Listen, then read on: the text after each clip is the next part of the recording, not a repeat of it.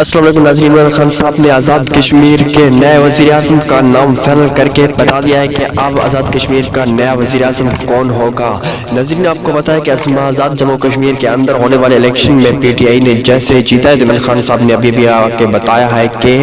اب کون سا نیا وزیر اعظم ہوگا۔ راجہ فاروق احمد کے بعد اب پی ٹی آئی کی طرف سے جو وزیر اعظم کا نام اناؤنس کیا گیا ہے وہ کون سا نام ہوگا۔ عمران خان صاحب نے بھاری اکثریت لینے کے بعد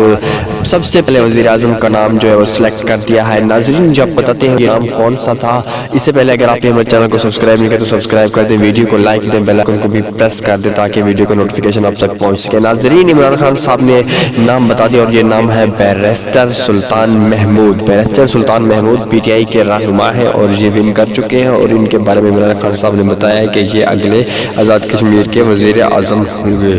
اس کے علاوہ دو اور نام بھی آ رہے ہیں، زیر غور ہے، لیکن ان ناموں کو عمران خان صاحب نے سکپ کر دیا اور کہا ہے کہ اب آزاد کشمیر کے جو نئے وزیر اعظم ہوں گے ان میں شامل ہے کون سے والے بیرسٹر سلطان محمود، اور یہی وزیر اعظم بنیں گے۔ ناظرین ویڈیو اچھی لگی ہے تو لائک کر دیں، ملتے ہیں اگلی ویڈیو میں، اللہ نے